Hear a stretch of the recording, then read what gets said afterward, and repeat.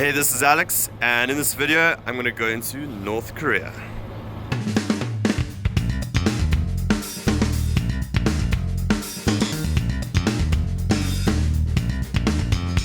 I am in front of Camp Boniface, which is right near the North and South Korean border. And in this video today, I'm going to show you a little bit about North Korea and South Korea and the DMZ, Demilitarized Zone, and we're actually going to go all the way to the border, go across the border at one spot and be able to check that out and go into the Demilitarized Zone, which is this 2 kilometer, actually 4 kilometer width area where there's, it's no fighting or anything like that. And actually it's kind of crazy because North Korea and South Korea are actually still technically at war.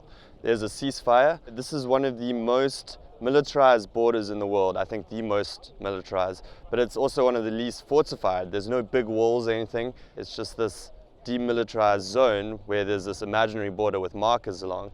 From that actual border, the North Koreans have to stay 2 kilometers above it and the South Koreans 2 kilometers below it. So within that area is the demilitarized zone. And that's where we're going to go. We're going to check out that demilitarized zone, see the border, actually step over the border. So it's going to be really interesting. So let's check it out. Did anybody bring any weapons? No. The United Nations Command is a multinational coalition force, bisecting each building with a 17 by 5-inch concrete slab. You will be able to see this today. Okay, and then we are approaching the southern building of the southern JSA.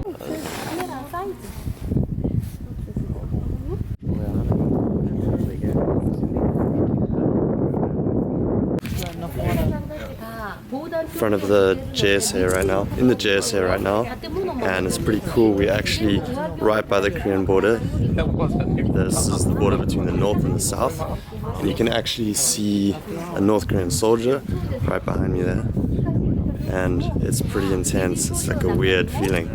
You can see right in the middle of that building behind me there is where the border is, and we actually can go just now inside and like step over the border, which is pretty cool.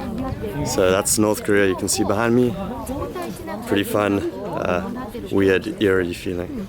If you'd like to make crossing into North Korea, you may do so. We just ask that you do so at the end of the table to pay respects to the flag as well as this Republic of Korea soldier. Take a picture of me in a minute.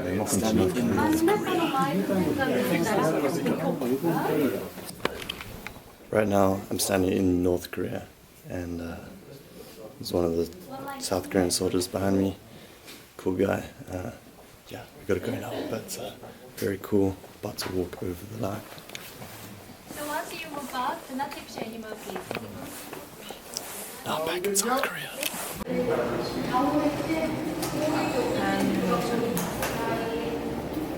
Okay, that's where we are, I think.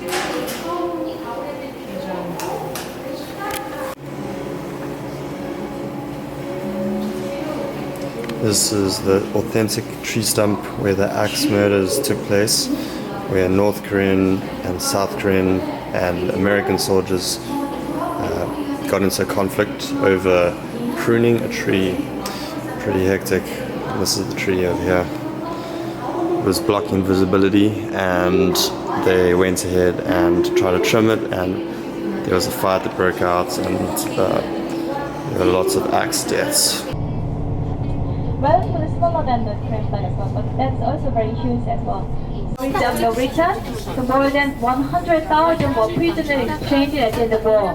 And then at the time, 82,000 people crossed that bridge, and then they could never return. So since do not take picture of a side, only take picture of a name.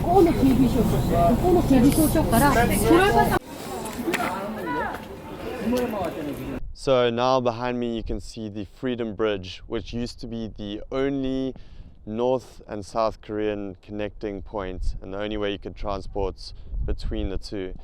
And now, as you can see, there's the more modern one, which has been rebuilt, but the other one was bombed and broken down. And this bridge was actually used for 12,000 South Korean and UN soldiers being returned from North Korea, and they were prisoners of war there, and they were returned in 1953, and that's why it's called the Freedom Bridge. 불러보니 고향을 불러보니